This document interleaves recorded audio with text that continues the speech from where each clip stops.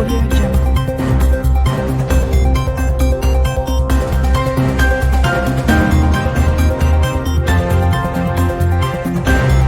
வணக்கம். தமிழன் செய்தி களம். தரங்கம்பாடி அருகே வீடு எரிந்து நாசம். சாலை வசதி இல்லாததால் தீயணைப்பு வாகனம் உள்ளே வர முடியாத அவலம். சாலை வசதி கோரி பொதுமக்கள் திடீர் சாலை மறியல் ஈடுபட்டதால் பரபரப்பு. மயிலாடுதுறை மாவட்டம் தரங்கம்பாடி அருகே மாமாக்குடி ஊராட்சி அப்பாராசபுரம் புத்தூரில் உள்ள காலனி தெருவில் 60க்கும் மேற்பட்ட குடும்பத்தினர் வசித்து வருகின்றனர். இங்கு குடிநீர், மின்சாரம், சாலை உள்ளிட்ட அடிப்படை வசதிகள் எதுவும் இல்லாததால் இப்பகுதி மக்கள் பெரும் அவதிக்கு ஆளாகி வருகின்றனர்.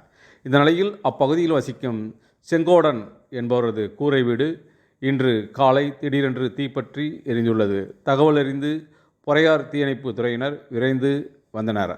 அப்பகுதியில் முறையான சாலை வசதி இல்லாததால் தீயணைப்பு வாகனம் வீடு எரிந்த பகுதிக்கு செல்ல முடியாத நிலை ஏற்பட்டது. இதனால் வீடு முற்றிலும் எரிந்து நாசமானது. இதனால் ஆத்திரமடைந்த பொதுமக்கள் சென்னை தேசிய நாகை நெடுஞ்சாலையில் திடீர் மறியலில் ஈடுபட்டனர். தொடர்ந்து பொதுமக்கள் கோரிக்கைகளை வலியுறுத்தி கோஷங்களை எழுப்பினர். மேலும் 1 மணி நேரம் சாலை மறியல் நீடித்ததால் சுமார் 5 கிலோமீட்டர் தொலைவிற்கு வாகனங்கள் காத்திருக்கும் சூழல் ஏற்பட்டது. இதனால் பயணிகள் அனைவரும் பெரும் சிரமத்திற்கு ஆளானார்கள்.